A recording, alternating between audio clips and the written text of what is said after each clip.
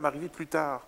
Quand je commençais à manger, je me dis, c'est bizarre, pourquoi je pense à ça? Je ne m'en rendais pas compte, mais en fin de compte, avec Gabriel, je me suis rendu compte que c'était lors du processus d'hypnose, en fait, puis l'auto-hypnose aussi, parce que d'apprendre à se le faire, j'écoutais une fois les enregistrements, mais pas trop non plus. Mais le fait de les écouter une fois, je me dis, ah, ça me dit quelque chose, mais c'est pas plus que ça. Puis je ne voulais pas analyser, je voulais vraiment pratiquer. Alors, pour moi, ça a été, quand j'ai commencé, c'est sûr qu'il y a une perte de poids, mais j'en ai fait, moi, des régimes, là, depuis tout petit. Moi, à la naissance, très, très vite, j'ai pris du poids, donc ça m'a toujours suivi. Puis, à un moment donné, j'avais eu des personnes qui m'ont dit, ah, il y a quelqu'un à Montréal qui, effectivement, dans le journal et tout. Donc, j'ai regardé ça. J'ai appelé, M. Politis, puis là, il m'a dit, oui, on peut effectivement se rencontrer, puis se voir. Alors, bon. Donc, on a commencé comme ça, une première séance. On a, je dirais, bien discuté un bon 2 heures. Et puis là, c'était à la fois suivante qu'on a commencé. Moi, je ne croyais pas trop en ça. Alors, j'avais vu tellement de gens différents pour maigrir par le fait de manger moins, toutes sortes de choses. Il existe sur la planète tellement de choses pour perdre du poids. Et en fait, là où ça m'a beaucoup accroché, là où j'ai été très, très sensible, Gabriel m'a demandé de faire un journal de bord.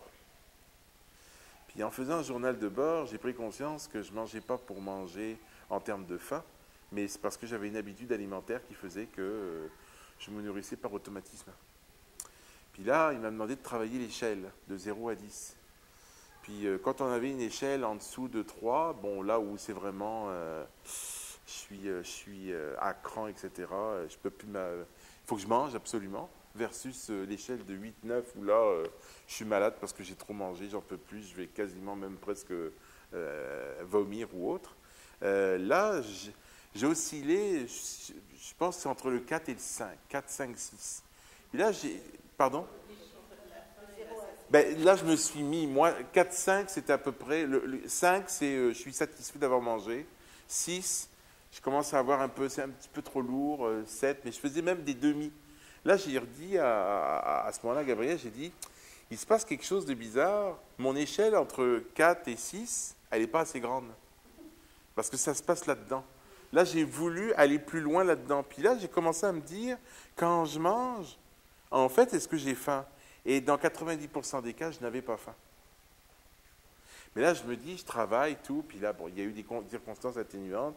Moi aussi, je faisais des lymphodèmes, donc au niveau des jambes. Et le lymphodème, c'est que je voulais le soigner. Donc, il y a une approche d'un Français qui est venu ici au Québec il n'y a pas très longtemps. Puis, ça mettait des mois et des mois. C'était prévu mais à peu près 12 mois à 14 mois pour fermer les plaies. Et en 3 mois et demi, c'était fait. Au lieu de faire du drainage lymphatique, on faisait du drainage veino-lymphatique. Mais c'était très exigeant. Donc là, j'ai arrêté de rencontrer Gabriel, d'autant plus que je partais en mission en Haïti régulièrement, 1 à 2 fois par mois. Donc les contraintes étaient assez sévères. Puis là, j'ai dit, il me dit, envoie-moi ton journal de bord quand tu vas être en Haïti. Je me voyais là-bas, je me dis, aïe, aïe, je ne sais même pas comment je vais manger, comment je vais m'organiser. En tout cas, c'était l'inconnu.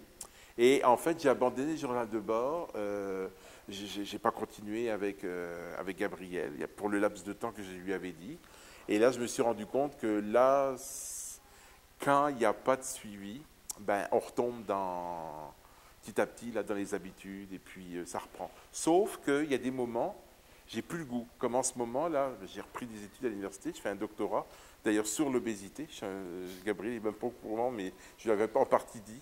Je travaille sur l'élaboration d'un programme d'accompagnement pour les adultes obèses en processus d'autonomisation. Donc, je vais avoir besoin de toi à un moment donné, Gabriel, parce qu'on est en train de regarder toutes les avenues possibles parce que l'obésité, vous le savez, dans le monde, et particulièrement les États-Unis et le Canada. Les États-Unis, c'est le premier pays au monde, le Canada, le 4e.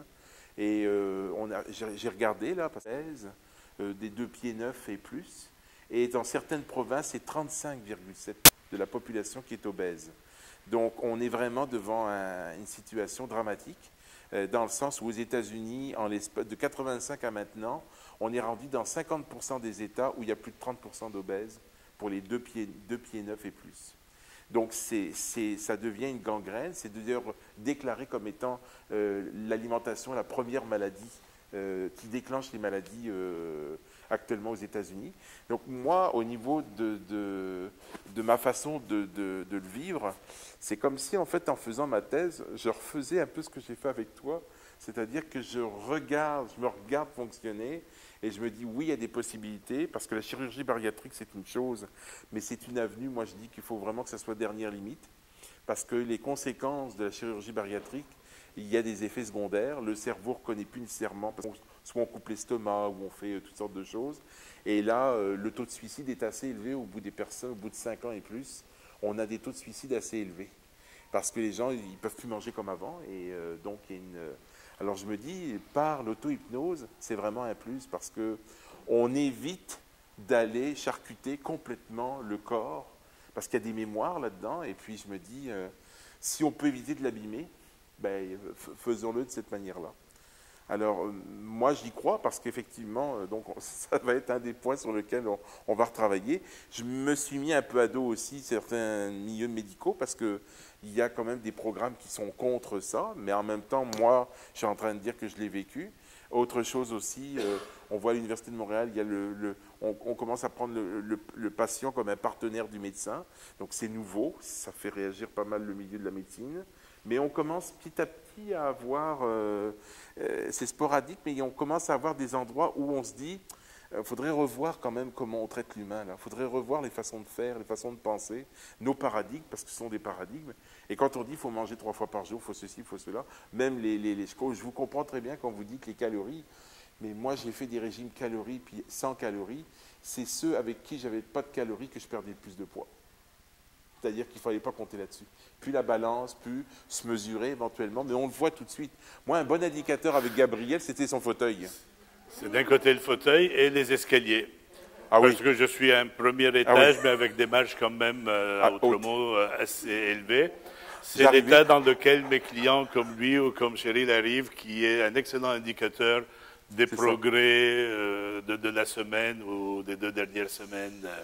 Et il est certain que quand je commence à travailler avec quelqu'un comme Benoît, c'est un tout autre processus que quand je commence à travailler avec quelqu'un comme Marcel, dont l'objectif était de 35 à 40 livres. On ne parle pas du tout de la même chose, même si au départ, encore une fois, il y a un certain nombre de séances génériques qui vont avoir lieu de toute façon avec chacun, entre autres le conseil d'administration dont il parlait. Pour vous qui êtes du métier, c'est le Parts Therapy, donc en anglais. Moi, je l'ai appelé conseil d'administration ou sous hypnose.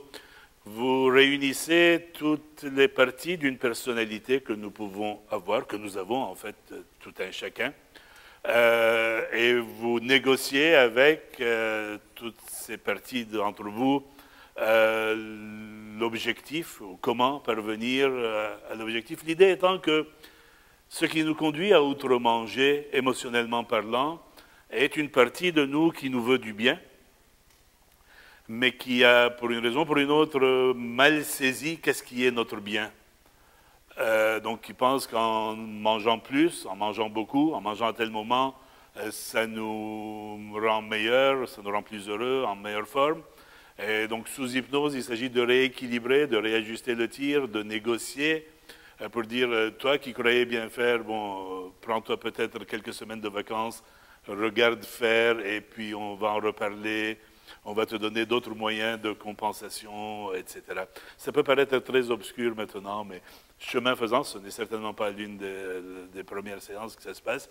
Mais oui, c'est une négociation entre nous, entre les différentes parties de nous, pour arriver à obtenir un consensus pour aller dans le sens de cette image de soi, de ce futur soi, qui effectivement est très important dans tout le processus.